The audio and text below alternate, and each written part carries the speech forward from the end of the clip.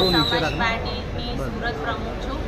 આજે અમે એક વિષય પર બધા ભેગા થયા છે। મોરિયા સમાજની સાથે અમે આજે એમની સાથે છીએ, કારણ કે યુપીમાંથી એક સોશિયલ મીડિયાના માધ્યમથી એક આશિષ ત્રિવારી કરીને એનો વિડીયો વાયરલ થયો છે, જે સમ્રાટ અશોક, જે અખંડ ભારતના રાજા છે, જેને દેશ વિદેશો પણ એમને માન સન્માન આપે છે, અને સમ્રાટ અશોકના કારણે જ આજે ભારત દેશનું અસ્તિત્વ છે।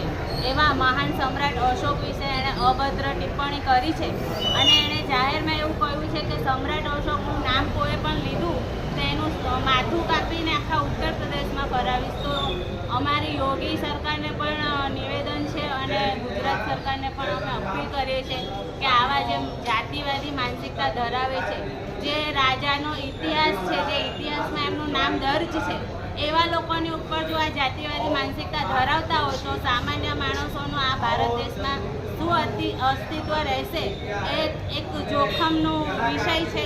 કારણ કે ભારત દેશ એક ડેમોક્રેસીનો દેશ છે, જ્યાં જાતિવાદી માનસિકતાના કારણે હજારો લોકો મરી રહ્યા છે। નાના બાળકને પણ પાણી પીવાની બાબતે મારી નાખવામાં આવે છે।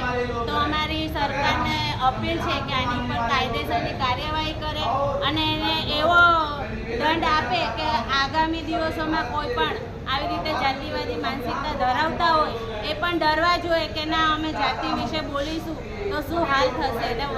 જે આપણા ગુજરાતમાં હર્ષ સંઘવી સાહેબ જે કહે છે કે અમે વરઘોડો કાઢીએ છીએ, તો કાઢો વરઘોડો જાતિવાદી લોકોનો। બહુ થયા અન્યાય અત્યાચાર, અમારે ક્યાં સુધી અન્યાય અત્યાચારથી અમારા લોકો મરતા રહેશે। આજે તો અમારા રાજાની ઉપર વાત આવી ગઈ, જેને ભારત દેશ નહીં પણ વિદેશોમાં પણ સમ્રાટ અશોકના નામથી ભારત દેશ ઓળખાય છે।